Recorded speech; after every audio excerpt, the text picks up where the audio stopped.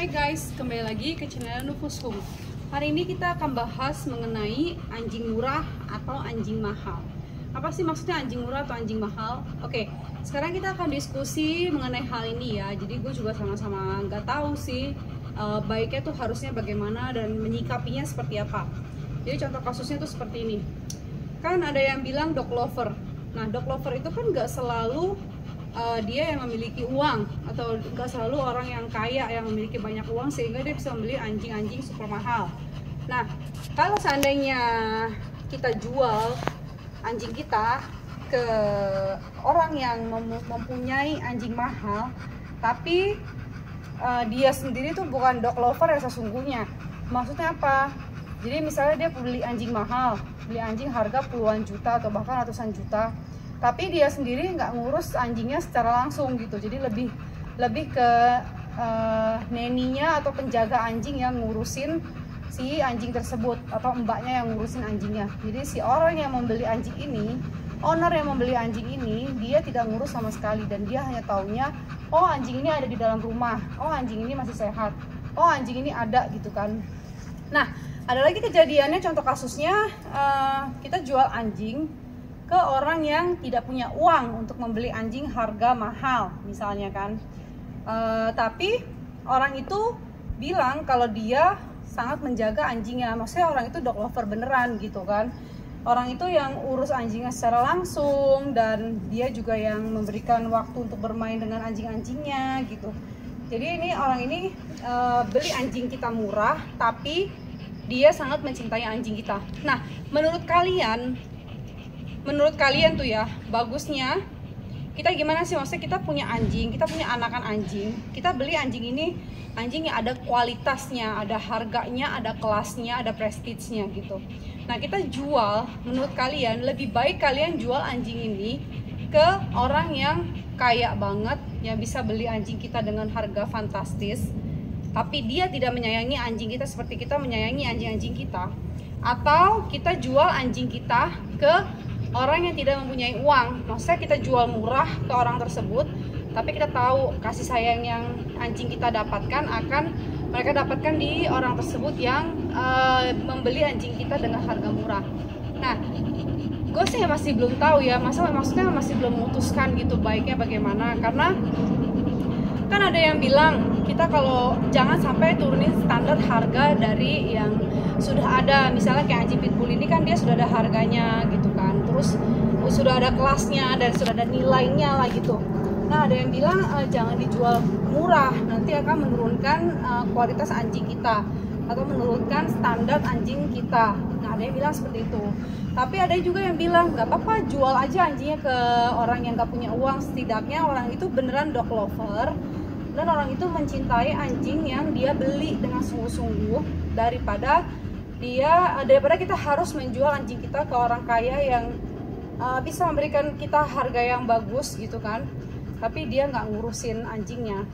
Nah, sebenarnya kan kasus seperti ini ya sama aja sih, bukan cuman di dunia anjing aja, bukan cuma di dunia anjing. Orang yang punya uang banyak tapi dia tidak bisa ngurus anjingnya gitu, jadi dia serahkan semua pekerjaan yang berhubungan dengan anjingnya tuh ke mbaknya. Sama halnya seperti manusia, misalnya orang melahirkan anak tapi dia tidak menyentuh anaknya sekali, dalam artian aku pernah dengar sih, maksudnya orang dia punya anak tapi sampai umur segini dia nggak pernah mandiin anaknya.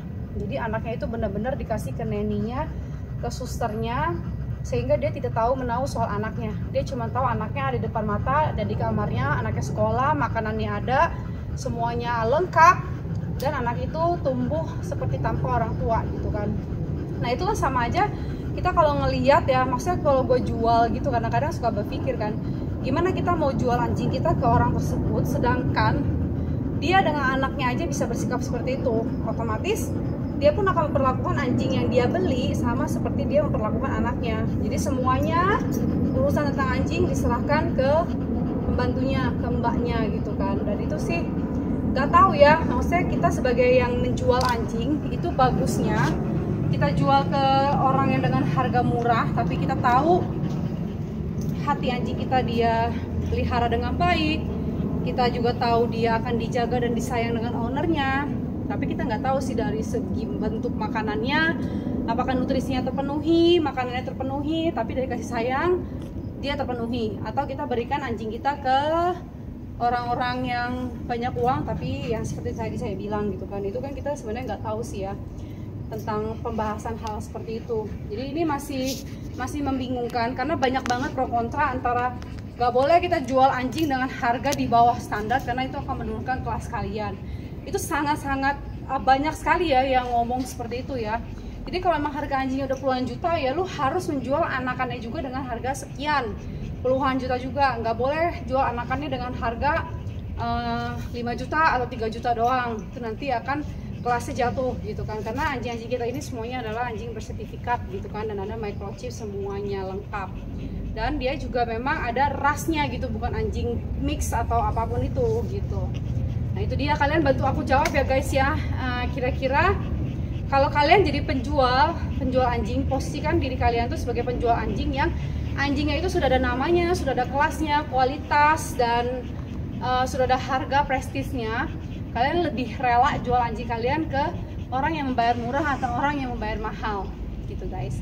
Nah kita jangan bahas soal ya, kita semua manusia butuh uang gitu, semua manusia pasti mau uang, tapi kita harus coba kita lihat dari sisi secara kita sebagai dog lover baiknya gimana gitu guys. Oke, jadi itu sih pembahasan yang mau gue bahas ke kalian. Jadi ini kan kita betulan sore-sore juga lagi jalan-jalan, tiba-tiba discuss sama suami, kepikiran untuk coba kita tanya ke netizen di sana. Kadang-kadang mereka tuh bukannya komen ya, lebih ke nge-DM, kayak sharing-sharingnya kita by Instagram. Jadi kalian tuh kalau mau lebih banyak ngobrol-ngobrol sama aku, boleh banget chat di Instagram. Kalau aku memang pas kebetulan senggang, pasti gue balas chat-chatnya. Jadi kita akan diskusi itu baiknya bagaimana gitu kan.